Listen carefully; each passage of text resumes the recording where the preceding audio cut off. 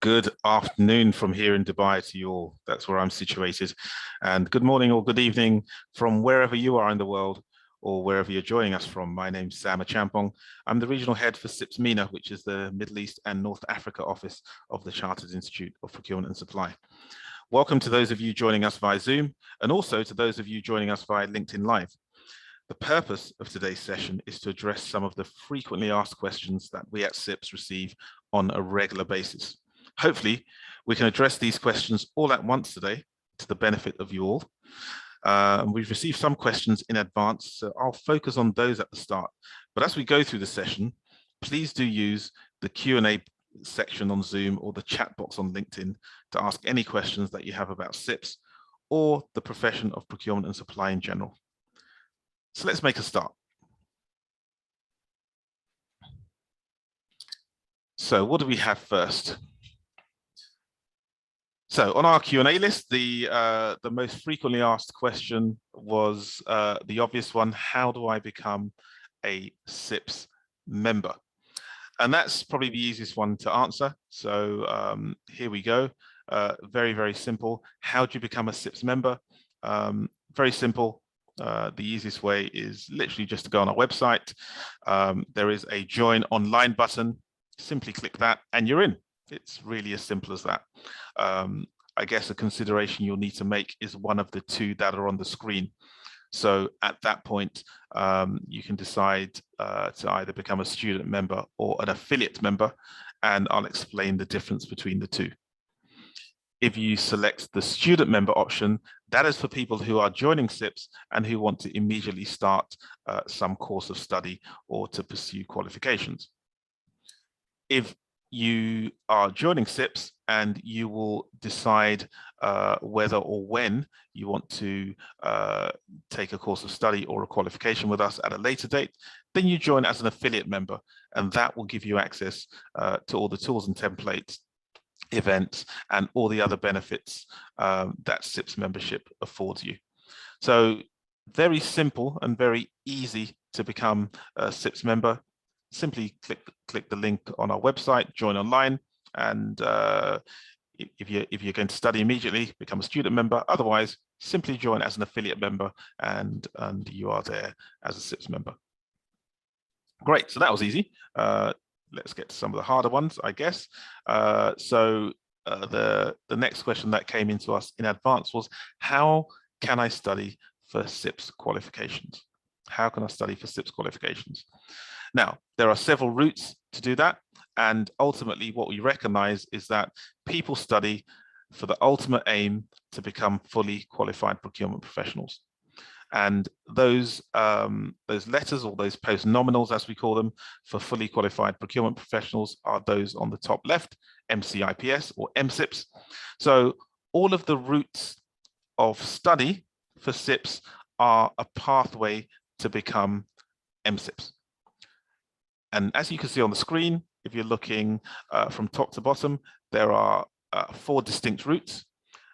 Starting from the immediate left, you have the professional qualifications route, and that is the route whereby you undertake our ladder of qualifications from the certificate to the diploma to the professional diploma, and that is via studying modules of study, sitting examinations, and going up via the levels. So that's what we call the professional qualifications side.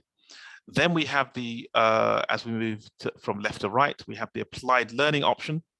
The applied learning option, the distinction between that and the professional qualifications option, the biggest distinction is that it's not based on assessment via examinations. That's based on assessment via submitting assignments and projects. So that's the main difference between the applied learning route and the professional qualifications route. So the applied learning route is based on submitting assignments and projects, and the professional qualifications route is based on modules of examinations. If we go further to the right, the third column along in green, experience. So for people who have a lot of experience, probably senior practitioners out there in procurement and supply who are not yet recognized as CIPS members or fully qualified CIPS members, i.e. MCIPS, there is an experiential route that you can follow. And that's really for people who have been at a senior level, a leadership role in procurement for 7 to 10 years. If you fulfill that criteria, then there is a route called the management entry route that you may be eligible to pursue. And if you're eligible, then we can consider your application through that route. And the distinction between the management entry route is that that does not involve the submission of examinations or those types of assessments. It involves a competency assessment, ethics test, and further discussions with the CIPS assessor. So that's the management entry route. And on the far right-hand side, academic qualifications, those are where there are a number of educational establishments who have qualifications that are recognized by CIPS. Some of them are bachelor's degrees, some of them are master's degrees, some of them are other degrees, and they are recognized by CIPS. And if you have taken one of those courses of studies, that may be a route that you can pursue to become fully qualified. So the question as to how do you study for CIPS, there's a number of ways. They all lead to a fully qualified status, and you can pursue them via these methods. Now, I think with the first option, this just illustrates a little bit more detail as to how the professional qualification route sits. So you have the certificate in procurement and supply on the left in purple, and that leads all the way up the ladder to the professional diploma. So you have 5 levels starting from the certificate, which we call level 2, all the way up to level 3, and then level 4, which is the diploma in procurement and supply, and then the level 6, which is the professional diploma. Each level has approximately 5 modules. So that's 5 modules of study, 5 examinations, and to progress up the ladder, you'll need to complete those modules of study. If you have some experience in procurement and supply, it's likely that you can start the qualifications journey at the diploma level. But that will be an assessment to be taken at the time that you want to begin your study. So you may not have to start at the very, very beginning. That kind of gives you an overview of what we call the professional qualifications route. For the applied learning route, slightly different. It has 2 key levels: the practitioner level of the applied learning journey and the advanced practitioner level. So at the advanced practitioner level, that's the level that leads directly to MCIPS. Okay. How can you engage with us to study? You can either contact us directly, and there are some contact details for you, and we will share them after this as well. There's the contact email and telephone number. You can also get further information and actually embark on your study via the website. So www.cips.org, cips.org, or via those further links, cips.org/learn, or and that's for individuals. But for organizations, there is a further link, which is cips.org/employers, and that talks about the corporate routes to obtain CIPS study. And within the corporate link, that includes further details on the applied learning route. Okay, as we move on with the FAQs, and we'll come on to some of the questions that are coming in a little bit as I go through the pre-questions that we had. Next question was, what is a chartered member and how do I become one? Okay, so what is a chartered member and how do I become one? So a chartered procurement and supply professional is a fully qualified professional, first of all, who can also, in addition to being fully qualified, can demonstrate up-to-date and relevant knowledge. So what that's saying is that you can obtain a qualification today, yesterday, 5 years ago, 10 years ago, and you will always have that qualification. To obtain chartered status, you need to demonstrate that your knowledge is up to date over and above the qualification that you have. So you can have the designations of MCIPS or MCIPS Chartered Procurement and Supply Professional, or FCIPS, Chartered Procurement and Supply Professional. And to obtain that status of chartered, what you have to do is you have to demonstrate, or you have to have achieved 30 CPD hours in the preceding 12 months. So you need to achieve 30 CPD hours in a year, in effect, to demonstrate chartered status. What are CPD hours? CPD hours are literally demonstrations of continued professional development.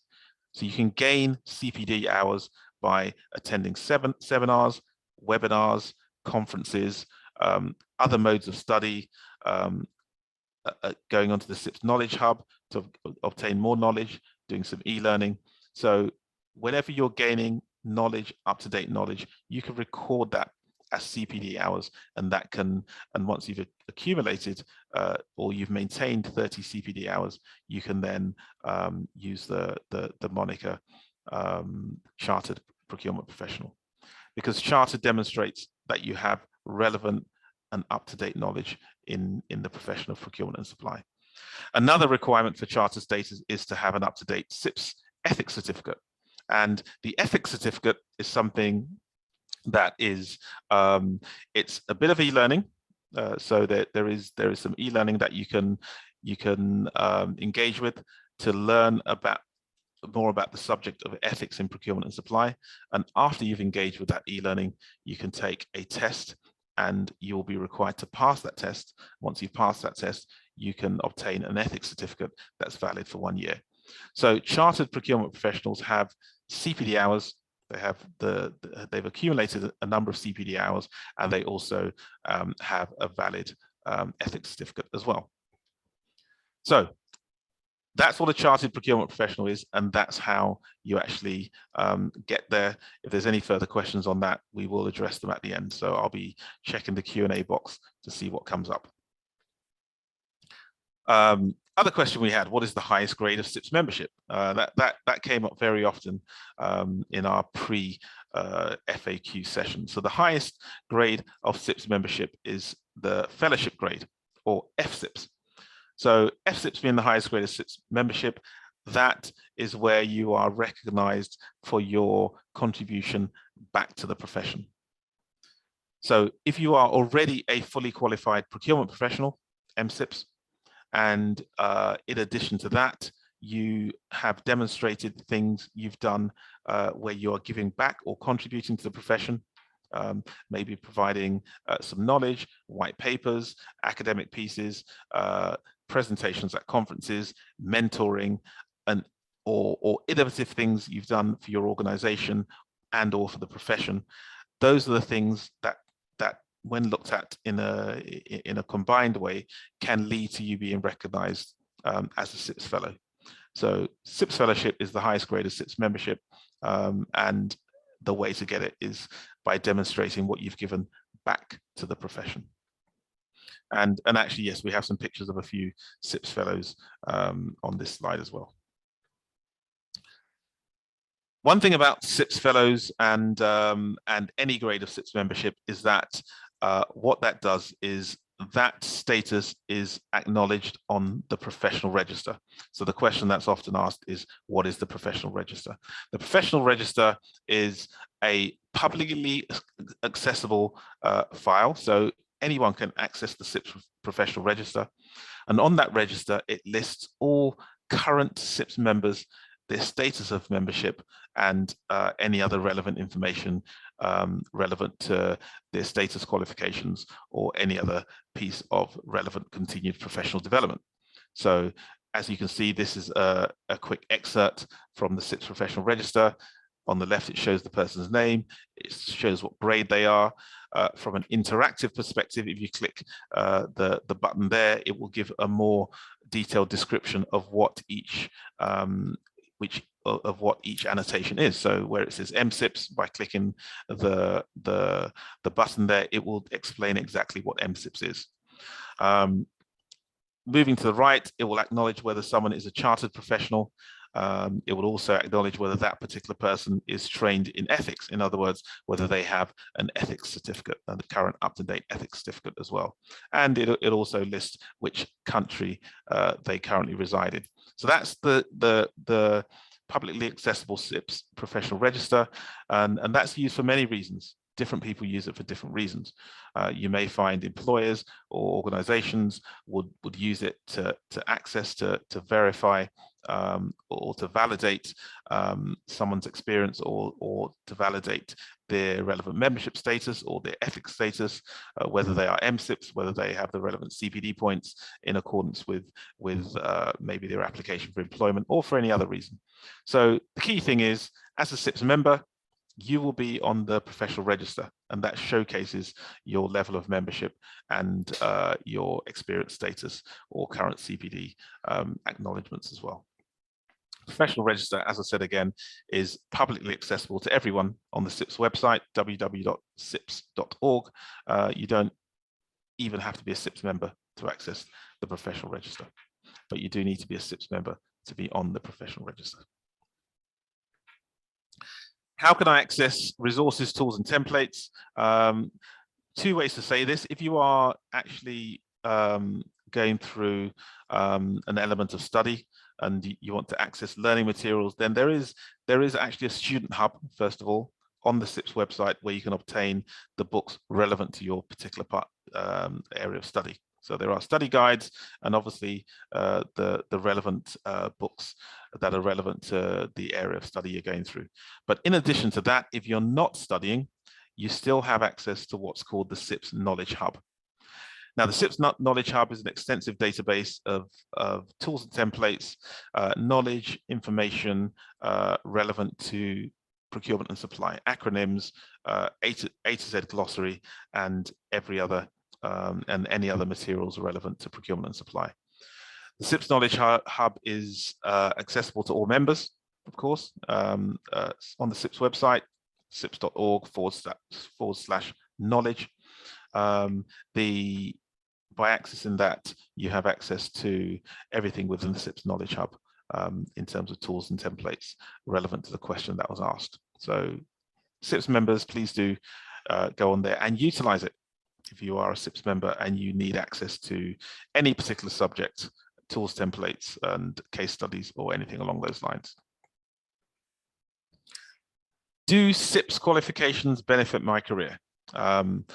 I guess several ways to answer this, but the most relevant way is through the annual salary survey that we carry out here in the MENA region and across the world.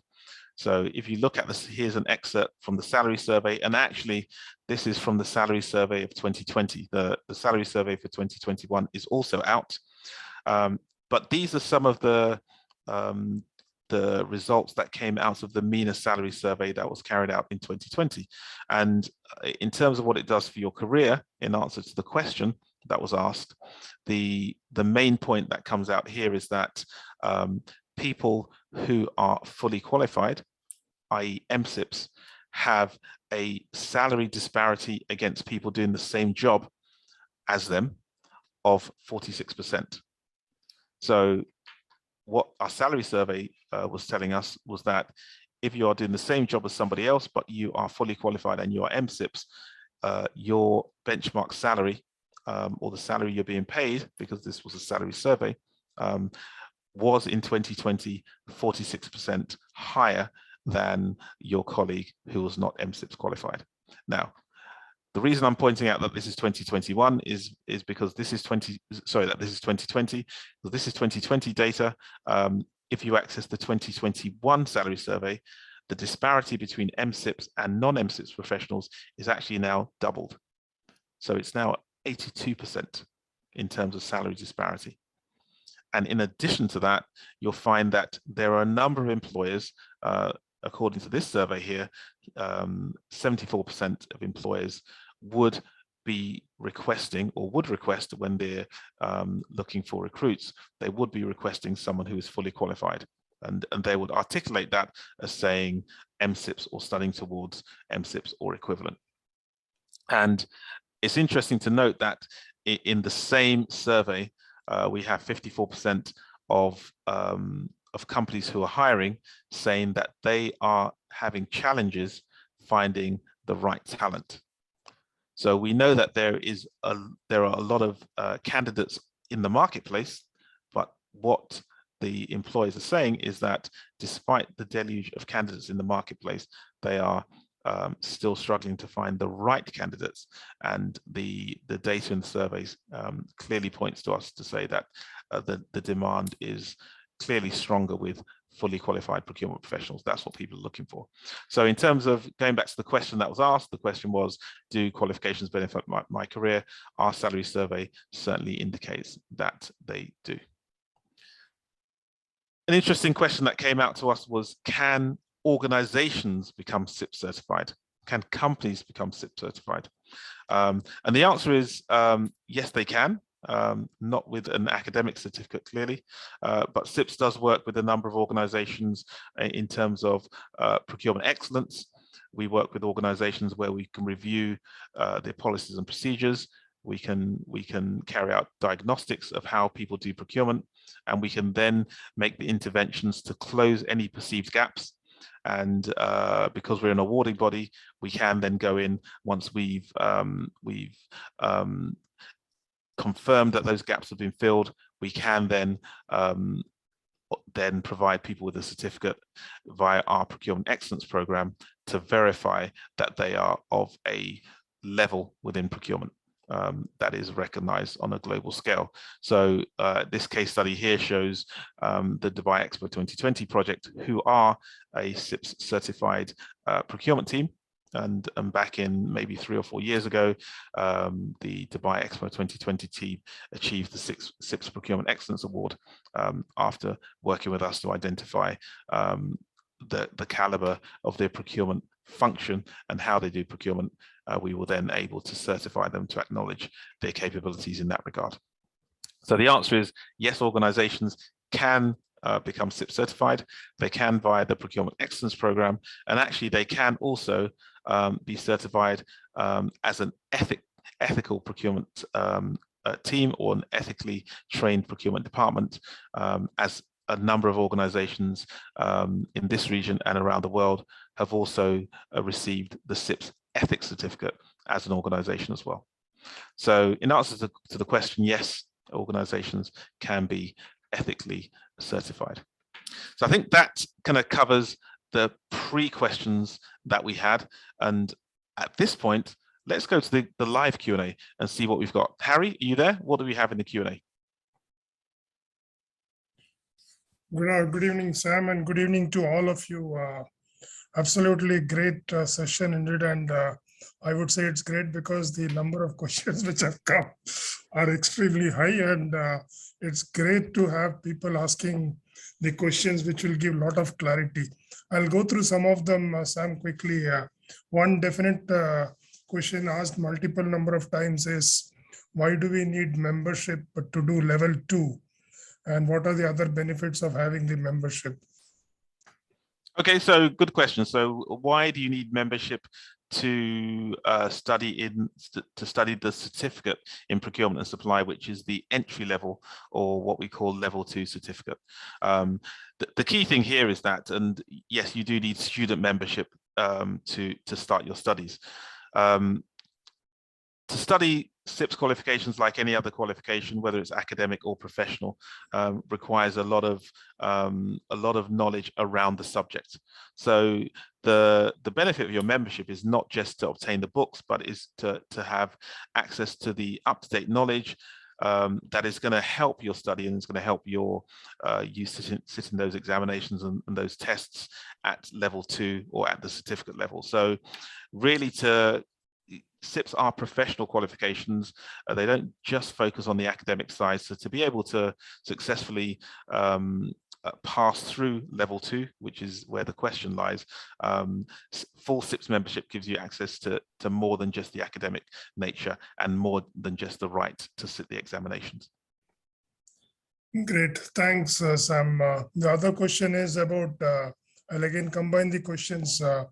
OR, CR, what are the definitions, and how does the examination fees vary for these two? Great question. I'll throw that back at you, Harry. I think you can probably articulate that to the person who asked the question. Okay, so for people who are listening in, thank you for the question, first of all. So we do have two types of exams, basically. One is called as a multiple choice question. So it is called as objective response. And then we do have a detailed question where you would be expected to build an response or an answer, building using theories, models, your own experiences. And that is why it is called as constructing a answer or constructing a model-based response. So that's called as a constructive response. Level 2 and level 3 will have all the papers as objective type.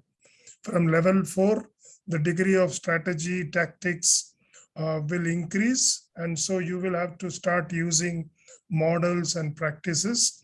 And that is why level 4, 5, and 6 will have a mix of COR and CR. And level 5, level 6 will be more on the CR basis.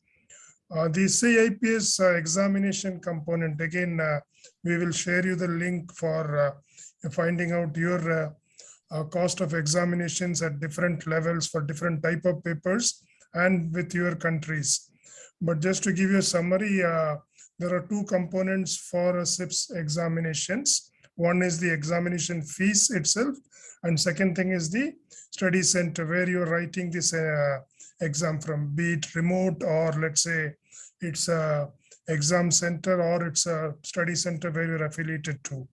The CIPS exam cost will remain firm. The difference will be where the method you choose to write an exam. If you're writing it, let's say as at a study center, the fees could vary between, let's say 30 to 35 pounds in addition to the CIPS exam cost. And if you choose to go remote, which gives you convenience of writing it from your own private space, let's say, be it in an office or be it in at your home, then you will be charged an additional 15 to 20 pounds. We will definitely share you the link for that. On an average, the OR paper cost could be anywhere between 75 to 90 pounds approximately, and depending on the level which you're taking. And the CR cost will be anywhere between 95 to around 140, 145 if you're taking the level 6 paper. I hope that answers the question. We will definitely share you a link for that.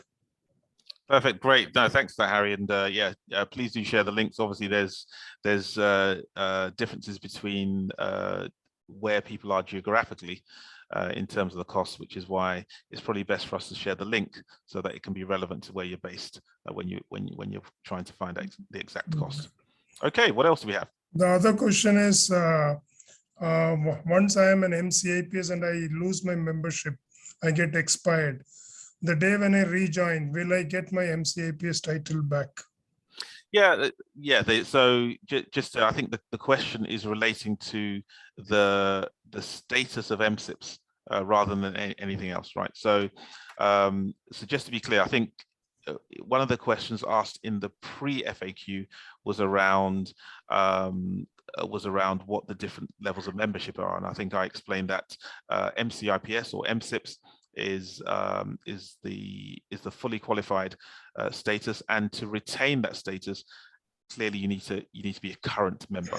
And if you want to be an CIPS Chartered, then you need to be a current member and also demonstrate CPD points. So yes, to retain your CIPS status, you need to be a current member. If you are not a current member, then you don't retain it. But yes, when you do rejoin, you can reclaim that MCIPS status. Great, thanks, Sam. I have 10 years. This is again a question which has been asked by multiple people. If I have 10 to 12 years of experience and I do complete my diploma level, how can I go directly to MCIPS?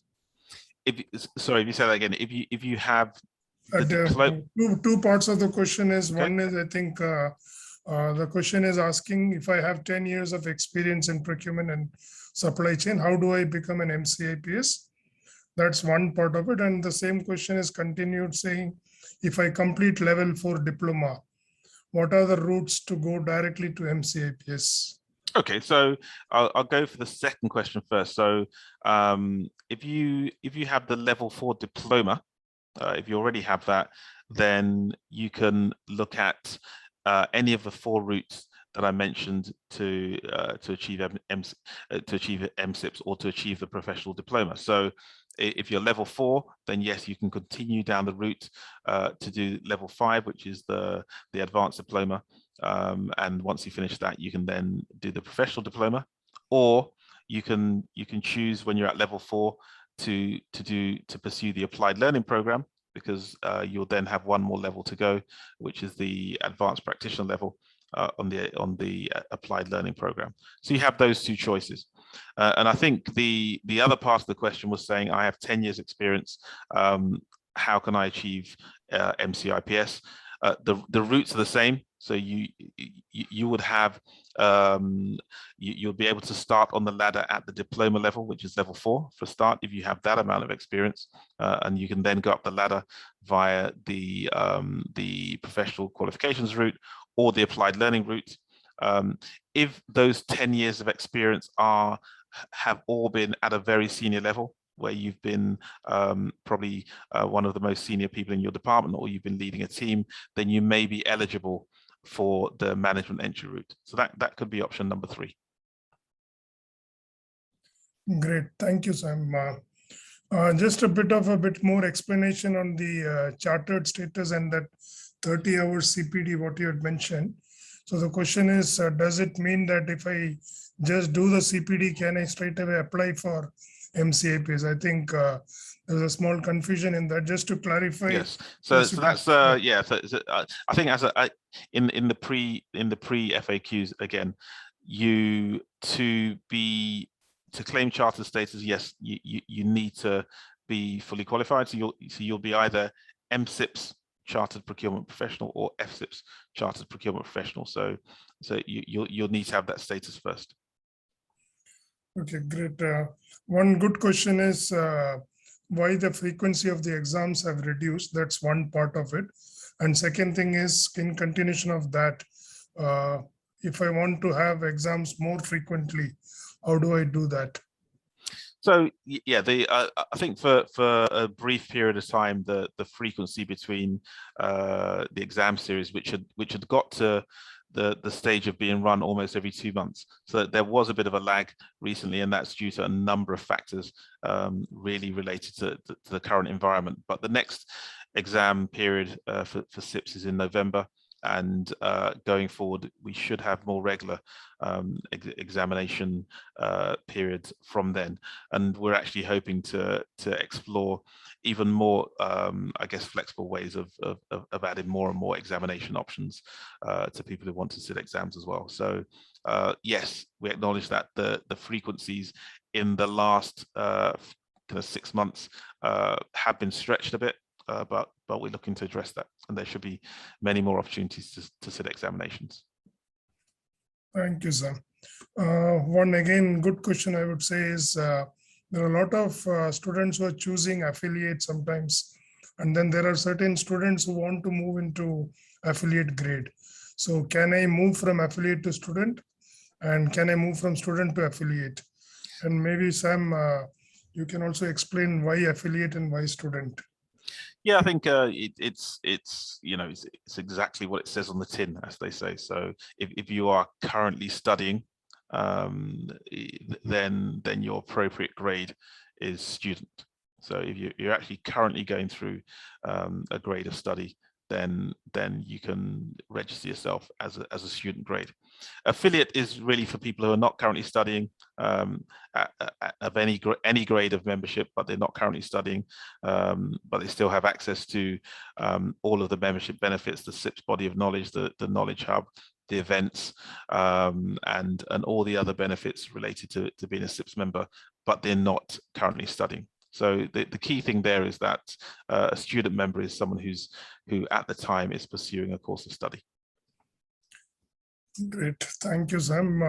Again, another good question would be to look at the CIPS qualifications value aspects. How good are CIPS qualifications recognized in Middle East sector, Middle East companies and industries? Yeah, I think, and again, I may have alluded to this within the presentation. Within our own salary survey, that there is a disparity between, first of all, individuals who have CIPS qualifications, do the same job, and people who don't. So in terms of salaries, employers do recognize fully qualified professionals and do reward them as such. And then you have other employers who, when they're going out to seek new candidates, they are specifying a requirement, either an essential requirement or a desirable requirement or a nice to have requirement, but they are asking for fully qualified procurement professionals, MSIPs, or working towards. So there is, and that's the Middle East salary surveys, that's specific to the Middle East. It goes without saying that in other parts of the world that is also true, but it also follows through in the Middle East. And the second part of that is, of course, we work with a number of employers and organizations strategically hand in hand in ensuring that they are able to create what we call a licensed procurement function. In other words, we work with them to make sure that, or to achieve the aim of having all of their procurement team to be fully qualified professionals. And just by doing that, that means that when those organizations are looking for candidates, they'll be looking for people who are fully qualified or working towards that. So the demand is there from the industry across all sectors, and I've certainly been in this region and observed it over the last 13 years. The maturity of procurement as a profession has grown immensely, and because of that, there is a demand for people who understand procurement from a strategic level.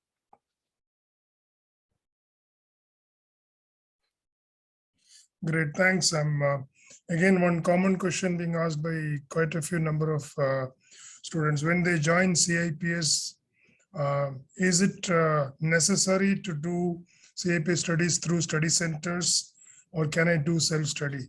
And what are the advantages available for doing self-study, or rather the benefits? So that's a good question. So we're talking about the professional qualification route where people want to study level 2, the certificate, all the way to the diploma, to the professional diploma. So right. So I mean, when you're following that course of study, what you're really doing is it's a modular course of study where you'll be doing, let's say, the diploma, where there is I think there's about five modules. Correct me if I'm wrong, at different subjects. So what you'd have is you'd have a study guide or a study book for that particular subject. You would study that, and when you're ready, you'd go and take the examination. Now, the key thing between your study centers or self-study is the lecturing element or the guided learning hours element.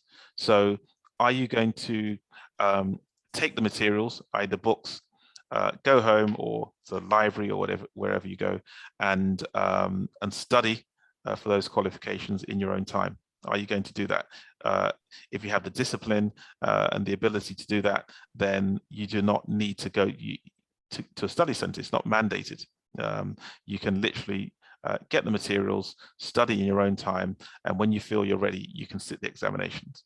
However, clearly, if you need those guided learning hours, you need a lecturer to articulate some of the nuances, to provide you with case studies, then the place to go is a CIPS approved study center.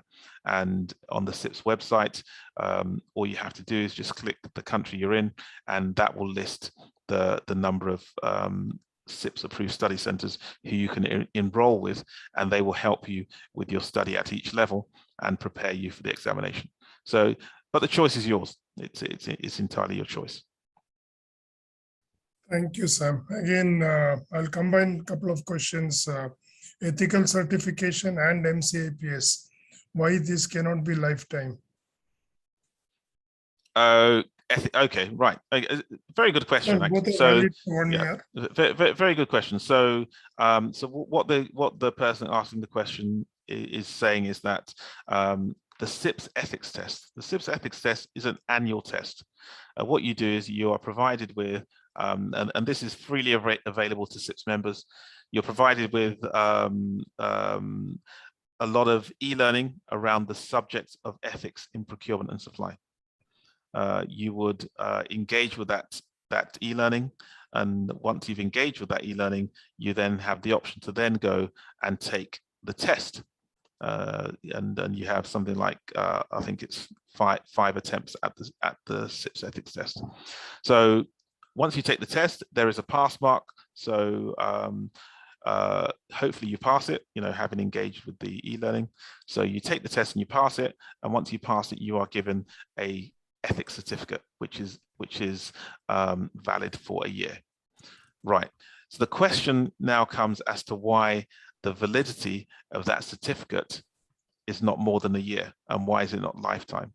And the clear answer to that is because for those who have done the CIPS ethics test or the CIPS ethics e-learning, you'll notice that the content does change on an annual basis. The subject of ethics itself changes. There are different nuances. There are different pieces of content, pieces of knowledge that are added to the body of knowledge related to ethics in procurement and supply, or ethics in business. So what I'm saying is, to pass a test every year, you would actually need to go back and look at that e-learning to make sure you have engaged with the new content. So if you are awarded an ethics certificate on a lifetime basis, if you achieve that ethics certificate today and did nothing again for the next 10 years, then you're really not up to date or relevant with the latest knowledge, tools and techniques, or overall abilities on the subjects of ethics and procurement and supply. So that's why the validity is for a year. It shows that you have current knowledge in that particular subject. And in this case, we're talking about ethics. And really the same theme goes for MCIPS, because what MCIPS is an acknowledgement of you being a fully qualified and relevant procurement and supply chain professional. Now, remember, MCIPS is a designation. So let's just divorce this for a second from people who would go through the CIPS education ladder and they would do the professional diploma in procurement and supply. The professional diploma in procurement and supply is your qualification. You've got it, you have it for the lifetime, you'll always have that professional diploma. MCIPS is the recognition that you are a fully qualified and experienced and relevant procurement professional. To do that, you clearly, there needs to be a recognition that you are still engaging with the profession, that you still have access to the latest knowledge in the profession, which is why we talk about subjects such as CPD, engaging with the body of knowledge, engaging with the knowledge hub, engaging with latest tools and techniques, and attending conferences. Because that's one way you can validate that you have current knowledge in the profession, and you didn't just do a qualification 10 years ago and you haven't updated your knowledge hence. And that method of acknowledgement for fully qualified professionals or licensed professionals is uniform across most professions. You'll find, doctors or accountants have to regularly do refreshers to keep their license intact, and the MCIPS principle is aligned to that. Great, thank you, Sam. Quite a few questions again on the levels, and it's good that you're all asking your questions. Please feel free to raise your questions. If we are not able to do it within the time, we will make sure that you get a list of all the questions with the answers. Sam, this is a question about levels. There are certain questions which say that I started at level 2 and then I'm currently doing level 3, but meanwhile I've graduated and I've also started working a couple of years. Can I straight away move to level 4? This is one question. And the other questions are, a lot of questions are on, can I straight away move from level 2 to level 4 while I'm working? And is there a way I can join straight away level 4? So the summary is, if you could just explain whether they can move levels, that's one. Second thing is the minimum suggested criteria in terms of years of experience to move at different levels. Yeah, it's the way the levels move, and there isn't. It's difficult to set a minimum criteria. Really, let's just articulate this for a second. So that level 2, or the certificate in procurement and supply, or level 3, the advanced certificate, they are setting the foundation for your knowledge in procurement and supply. So they start from the very, very start. So you have the basic knowledge of what procurement and supply is, terms, definitions, and also an introduction to some of the practices in procurement and supply. So that's what level 2 and level 3 are doing. So they're preparing you and giving you some of the basics and some of the foundations to what you need to know in your career going forward. And the key here is the foundation. So really, you shouldn't try and navigate away from that foundation, because you need that foundation to build on your future career and to build on the future knowledge. Having said that, if you are working in certain organizations that have where you're exposed to an advanced array of procurement and supply techniques, or you have other complementing education, then yes, you can start higher up in the qualifications ladder. However, the highest level you can start at is level 4. The highest area you can start, or the highest level you can start, is the diploma level in level 4. So in terms of the criteria for level 2 and level 3, it's not uniform. If you're working for an organization that, I guess, you're able to get that knowledge in terms of the basics or the fundamentals or the foundations of procurement and supply, then you may not need to do level 2 and 3. But it really is, there is no real prerequisite, because there are certain instances where the maturity of procurement in a particular organization would suggest that even if you've been there for a couple of years, you may well be minded to do level 2 and 3. Otherwise, you have not got those foundations, because you haven't got it from maybe your workplace or any other engagements. So yes, it's not straightforward. If you think you've got the fundamentals, if you think you've got the foundation and the basics, then you may want to say, forget level 2, I'll start at level 3, or furthermore, let me start at level 4, the diploma level, because I have a certain amount of knowledge, I have a certain amount of experience, which would preclude me from learning the fundamentals. But if you don't know the fundamentals, I would recommend that you do go through the ladder. You do level 2, or you do level 3 as well. Thanks, Sam. A couple of questions on accreditation and universities. If I complete, let's say, CIPS diploma level 4 or MCIPS, do I get a university degree, just like how we do pass accredited universities and get MCIPS? Do we have the reverse arrangement? That's one question. And second question, asked again, combining questions. The second question is, how do I know which universities, if I pass, I will get an MCIPS? Right. Okay. So yeah, this addresses, when in the presentation I gave at the start, this addresses the 4th route to MCIPS, which is the accredited degree route, and it talks about the fact that there are a number of universities around the world, I think something like 250 universities around the world, who have qualifications, degrees, master's degree, bachelor's degree, in some cases diplomas, which are CIPS accredited. And what that means is that those organizations have engaged with us, and for different reasons, they have seen benefit in us recognizing their qualification.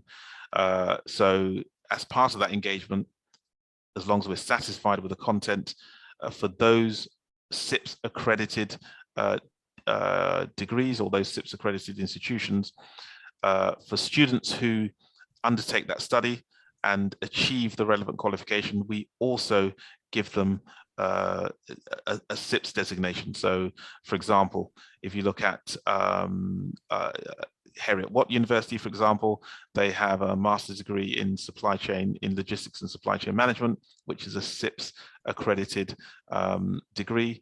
And that means that when the students achieve that, once they've graduated for that particular qualification, CIPS also confers upon those people the MCIPS designation, because it's a CIPS accredited degree. So I think that answers that side of the question. The other side of the question was, who are these colleges and universities? Where are they? Again, on the CIPS website, there is a list of CIPS accredited degrees or CIPS accredited universities. And so if you engage with www.cips.org, there is a list of all of these accredited degrees. And there are a number in this region. When I say this region, I mean the Middle East, in the Middle East region, and there are a number around the world as well. I think the third part of the question, or actually going in reverse, the first part of the question was, can this be done in reverse? In other words, if I do a CIPS diploma, can I then go and swap it with a different organization? Well, the answer is it's not really something that that I can answer here. Because obviously we're looking at everything from a CIPS perspective, and I can confidently tell you what CIPS can confer on people with certain qualifications, but clearly I don't have the list of all universities where you can do the reverse. There are some. There are organizations who would accept your CIPS qualifications and go through the conversion with additional study in some cases to obtain their equivalent qualifications, but I don't have a list of those.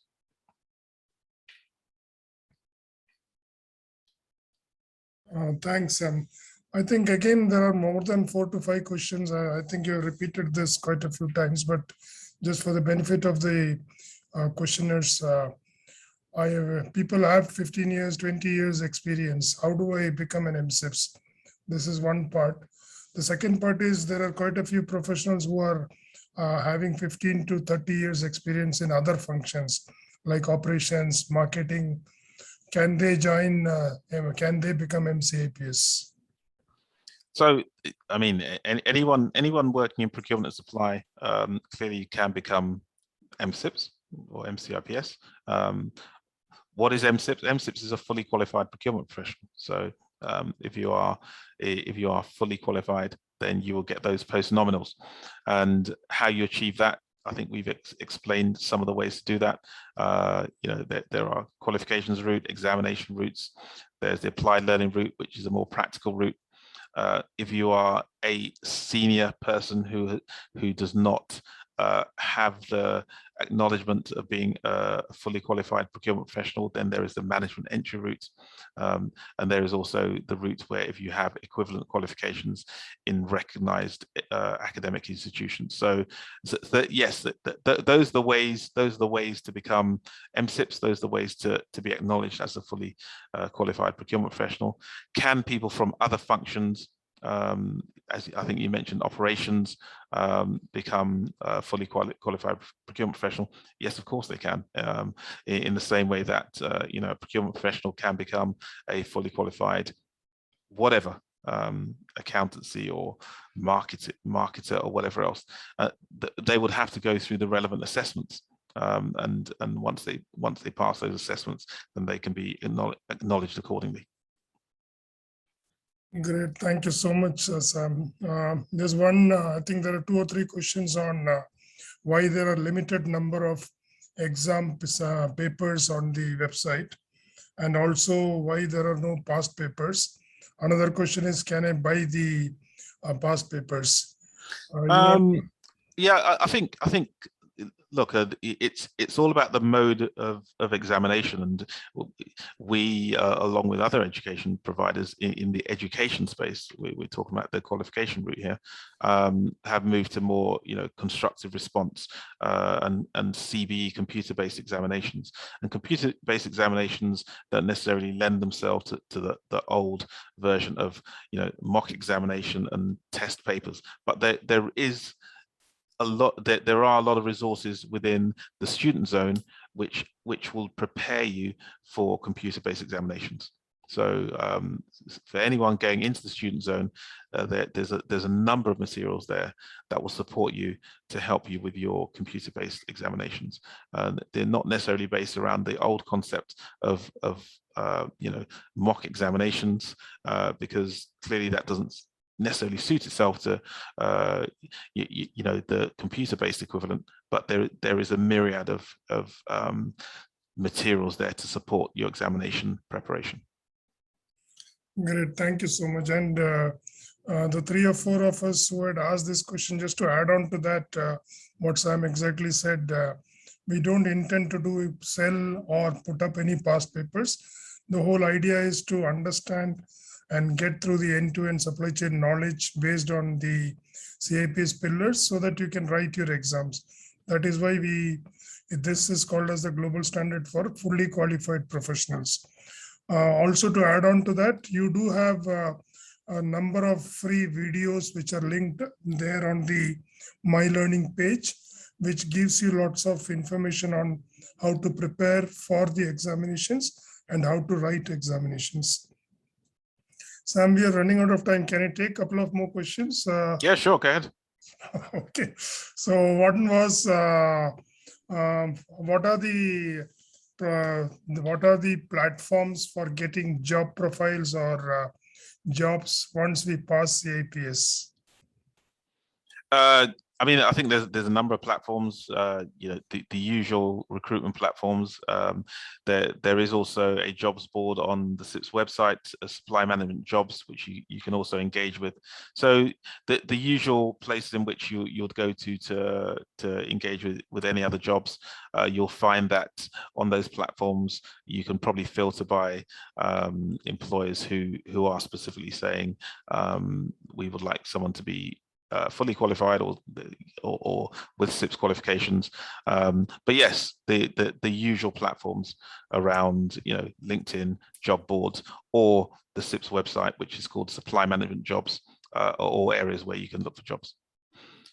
Great, thank you. And I think I think within the presentation I did mention on the flip side of the job hunt, you can also showcase or validate either your qualifications or your CIPS membership status, ethics or FCIPS or MCIPS, by pointing people to the professional register, because the professional register, of course, is publicly available. So that's another area where you can use to provide additional validation for your credentials when looking for a job. Thank you, Sam. One good important question is the CIPS Procurement Excellence Awards, which is for MENA. Do individuals need to be CIPS certified? That's one. Second thing, do our organizations need to be CIPS certified to be competing? The answer is no. You don't need to be. Organizations can certainly enter. The awards are all about evaluating those 9 categories, or rather those 11 categories. There's 2 individual categories, and the entry criteria is clearly stated on the awards website. I think it's CIPS Middle East Awards.com, I think the website is. So yeah, you can go in there, look at the full entry criteria. It's not predicated by your CIPS membership. It's all about highlighting what projects you've undertaken, or your organization has undertaken, and there is a separate judging panel who will evaluate those entries. And the event itself is next year, in February next year. So for those who want to attend the CIPS Middle East Awards, February next year is the date, and the deadline to submit your entries is coming up in October.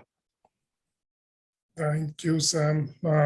2 more questions I want to take. One is, we do have one of the audience here, Suzanne from Jordan. She's an ex-DIP. So she wants to let the others know what is ex-DIP. Sure. Does Suzanne want to, or does she want me to articulate it? Which I'm quite happy to do. Okay, so yeah, there is. I think when we talk about highest grades of membership, and we talk about we focused a lot on MCIPS being the highest grade of CIPS membership. Or actually, we said FCIPS is the highest grade of CIPS membership, but we focused on MCIPS, or the professional diploma, being almost the license to practice, or the status of a fully qualified procurement professional. But of course, like any other body, there are further levels of academic study or academic accreditation within CIPS that can be obtained, and one of them, further and beyond the professional diploma is the executive diploma. And what Suzanne is alluding to here is the ex-dip status or executive diploma, or level 7 almost, as you want to call it, which is one academic level higher than the designation that MCIPS gives you. Okay, again, quite a few questions I just noticed has come on the financial part because of the pandemic. Okay. Is there a way CIPS supports during this pandemic times on membership period extension or any membership reductions? Yeah, sure. So yeah, I mean, there have been, in terms of when study centers or exam centers were not able to operate for any reason during the pandemic, there was a period in which we extended membership to ensure that people who had been inconvenienced by the extended exam period would not be adversely affected because their membership had expired. So at that time, that support was given.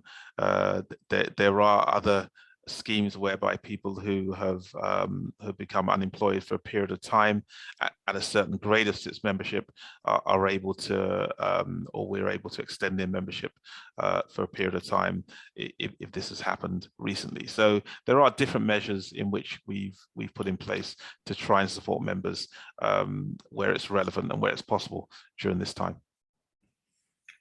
Thank you, Sam. The questions are going on. I think what we could do is possibly we could take out all these questions, give the proper answers, and circulate it among all the. Well, let's keep going for another 5 or 10 minutes if there's questions that haven't been asked. No, definitely. There's a question on the key resources required other than the study materials. Should I have any other study materials for self-study students?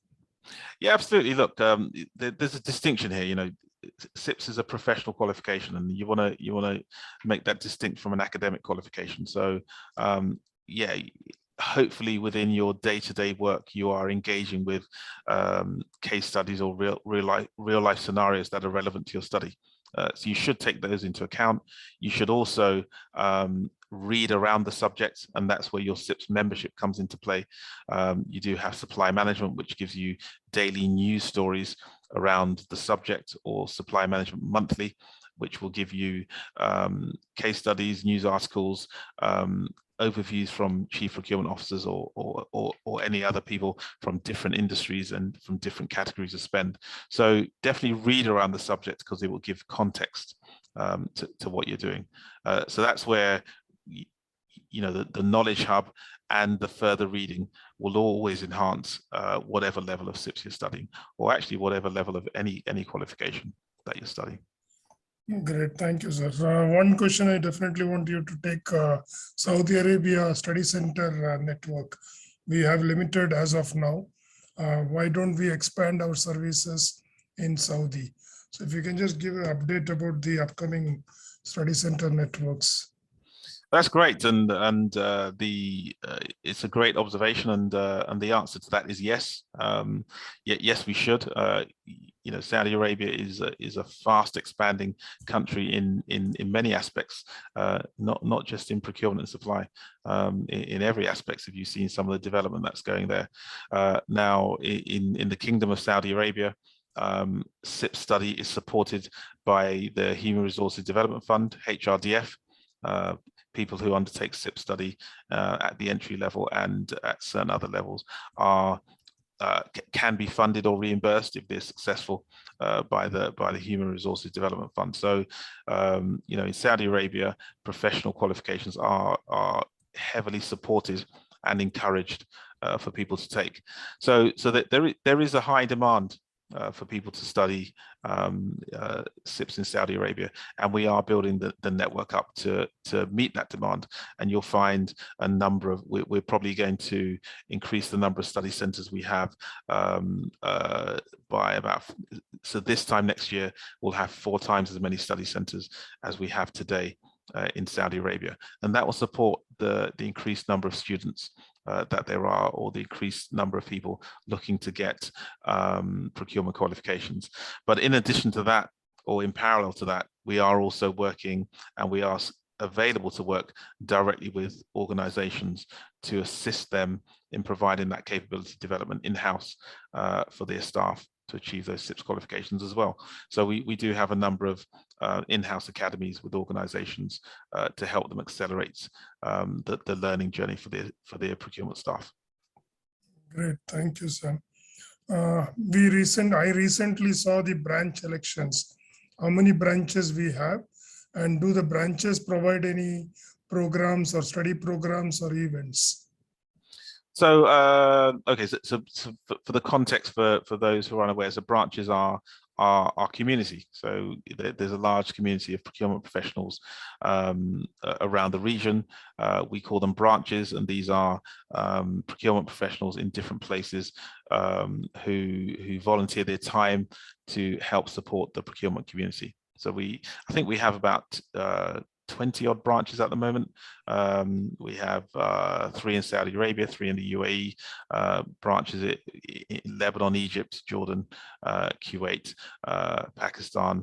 So really all around the region, the Middle East region, we have branches, and we also have hundreds of branches around the world as well, as you know. So in countries in which we operate, in other regions in Africa, in Europe, in the UK, in the United States, in Australia.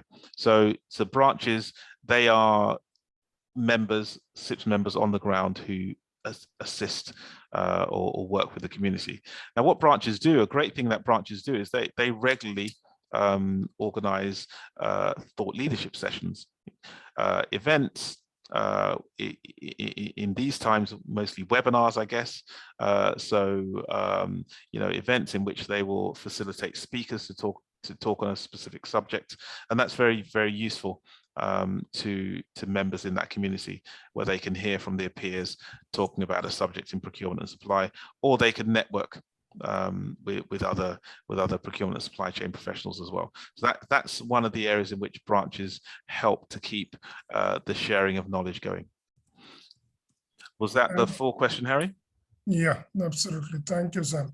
The other part of it was that whether branches conduct any academical programs. Right. Okay. Yes. So no, but branches are procurement professionals. Branches are volunteers. It's not the role of branches to deliver the academic study or academic programs. The delivery of academic programs are via CIPS approved study centres or by CIPS ourselves. Thank you, Sam. One good question is about the level of knowledge of English for writing CIPS exams. So will CIPS provide a dictionary, because certain words are a bit complicated to understand? So how can CIPS help us? So yeah, I mean, let's be clear. If you go into the CIPS qualifications are in the business language of English, so you need a certain command of English to be able to articulate responses in that way. That's the first thing. You know, I can't put a specific universal grasp of English onto you know what people need to achieve to be able to engage with CIPS study. But yes, the study materials you're going to get and the requirements of writing constructive response, or in the case of the applied learning program, your assignments you'll need to have a grasp of business level English. Now, in terms of a dictionary, now you have a number of study guides which support your study, even if you're a self-study student. So that there's a number of study guides that are giving you glossaries of terms and a number of other materials as well to support your study. So take the time to engage with those, especially if you're talking about complicated terms. If you're talking about complicated terms, I'll probably suggest that that's probably something that should have been picked up in the foundation when you're first learning procurement. And I would guess that it would have been a case of you having had a grasp of what those terms are earlier on in your procurement journey, so that you don't face problems with them later on. And the third observation here is that We mentioned earlier on about the correlation between your CIPS membership and your and the fact that you're studying, and why do you need to have the two. And I think we said before that the two really go hand in hand, because your overall CIPS membership gives you access to a lot more than just the study materials. And if you're talking about a glossary of terms or a dictionary, as I think you mentioned, yes, that certainly exists in the CIPS Knowledge Hub. There is a glossary of terms, an A to Z glossary of terms that you can have a look at to help you with your CIPS study if you're really struggling with certain definitions. So I think that kind of points out the kind of 360-degree nature of why you're given full student or affiliate membership when you're studying. Great, thank you, Sam. Also, if you can just answer quickly on why the remote exam fees are higher than the exam center fees. I mean, all of these things are, commercial considerations. I think let's put a few things into focus here, or take a few things into consideration.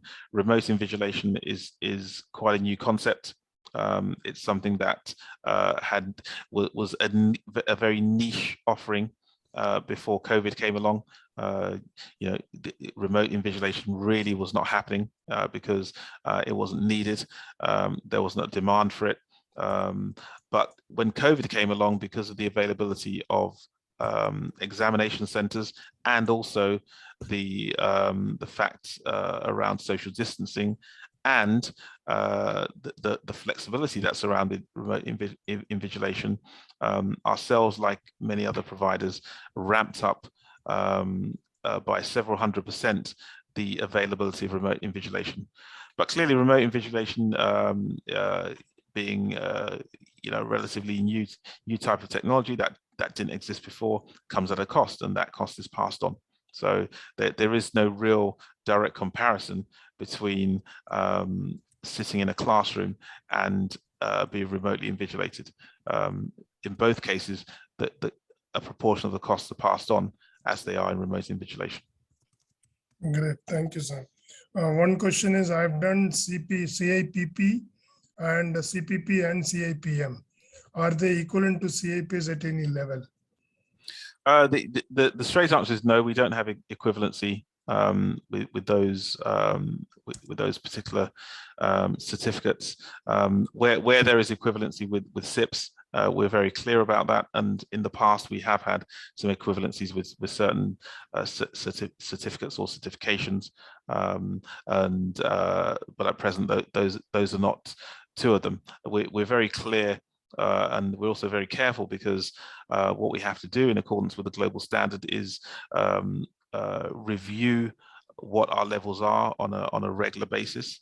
We have to review what the quality and relevance of each of our levels are, and I guess in the past where we have had equivalencies, if those equivalencies have not kept up with our own reviews, then we're unable to continue to offer those equivalencies. So in answer to the main question, no, there is no direct equivalency.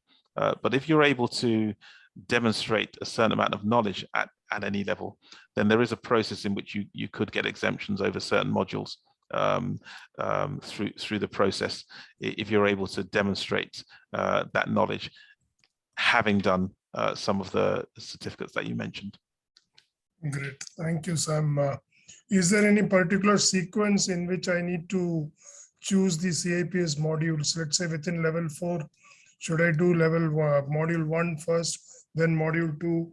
Is there any sequence like that? And second thing is, it permissible to take level 5 before passing level 4? So in terms of the sequence, you take them in the sequence in which suits you. There's no real hierarchy within a level, so they are just independently equivalent subjects. So there is no hierarchy, so you can take them in any order. As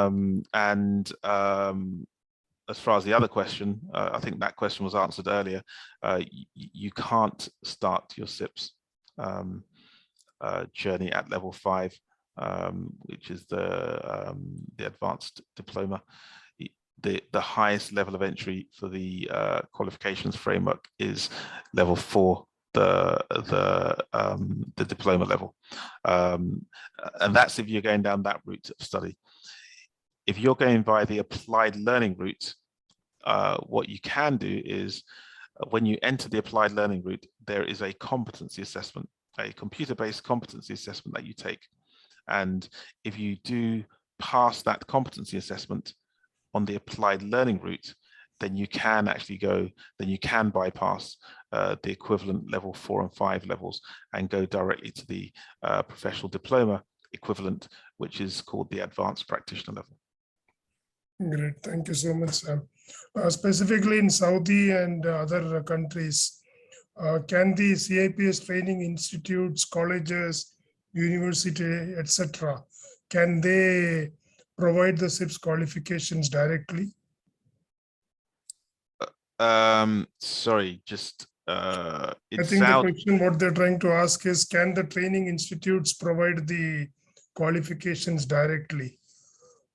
Possibly no, they will have to be approved. What the CIPS curriculum? Correct. Yeah, so there are 2 parts of it, Sam. Possibly, I'm just trying to. Okay, so generally, if anyone ever wants to study CIPS in wherever you are in the world, and you want to do it via a study center, you're not going to self-study, then what you do is you go to the website, you go to the learning zone, and you look on the link that says approved study centers, and you select the country. And when you do that, it will list all of the approved CIPS approved study centers in the country. And you know, that will tell you who the approved study centers are. So those approved study centers that are listed in your country have been approved to deliver the CIPS curriculum to you. So that, I think that's the straight answer to that. So whatever country you're in, whether it's Saudi or whatever, you just look at the website, see which approved study centers there are in Saudi, and then you can approach one of those who can assist you. And the part of that second part of that question is, we get at the end of level 6 professional diploma, can we get any academical degree? Well, okay, it's a good point. Now, the professional diploma is a professional qualification. So if you look at, you know, there's a distinction actually, and I think you mentioned a few certificates earlier on. There's a distinction between CIPS qualifications, and the distinction is that the CIPS mode of study are recognized global qualifications. So CIPS qualifications are underpinned by, in the UK, the regulator Ofqual, and also acknowledged in other parts of the world by the other relevant educational bodies. And what that means is that these qualifications hold educational credits. So if you study in a university or another area of academic study, whatever you graduate in, that qualification holds educational credits, and they come in numbers of hours, 30 hours, 60 hours, etc. And that determines the level of that education in a universal way. Well, CIPS qualifications sit on the same ladder. So CIPS qualifications give you educational credits, which can be used in different areas. One of the frequently asked questions was, can you use CIPS qualifications when you want to relocate or emigrate abroad as part of your application? Yes, you can. For countries that ask that question, you know, Canada or Australia or New Zealand, to name a few, because CIPS qualifications hold educational credits because they are accredited by a third party, as other modes of education are. So going back to your question, when you get a professional diploma, do you get another certificate? No, because the professional diploma is exactly that. It's a professional diploma that holds educational credits. Great, thank you, Sam. Just one last question would be, how do I become a CIPS trainer or a CIPS faculty? Is it necessary to have an MCIPS or an FCIPS? Okay, so there's two areas of this. So remember, if you are a lecturer or tutor tutoring in a CIPS approved study center, then you'll need to approach that study center, and they will give you the criteria that they have within their own study center framework, in which you can work with them or for them to deliver CIPS study. That's for study centers. If you're working directly for CIPS, as what we call a CIPS direct associate, and those are the CIPS approved trainers who deliver training or qualifications that are delivered directly by CIPS, then there are certain requirements, and one of them is that you do need to be MCIPS, yes, as well as have equivalent recognized teaching qualifications. Great. Just 1 second. Let me check if the asked question guy is still on. Yeah, he's still there. Just a question is, what is the process of MER?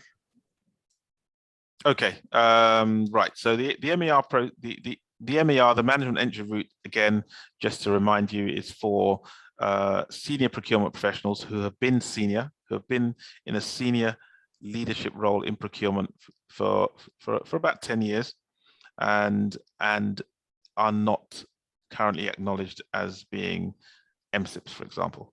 So if you meet that criteria, where it's not a case of being a procurement professional for 10 years, but being in a senior leadership role in procurement for 10 years.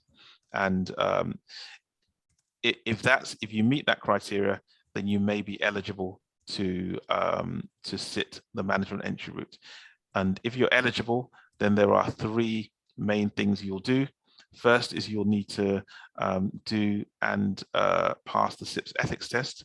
Second part is you'll undertake an online competency assessment, which will be assessed. And thirdly, you'll have a face-to-face interview with a CIPS assessor. So those are the three main criteria that you'll go through for the management entry route, and the outcome of that will determine whether we can award you MCIPS without following one of the other three routes to achieve MCIPS. Okay, I think we have more or less done.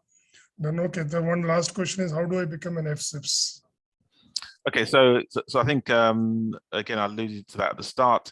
To become FCIPS, first of all, you need to already be a fully qualified procurement professional. In other words, you need to already be MCIPS, and once you're MCIPS, you need to over a period of time demonstrate what you've given back to the profession.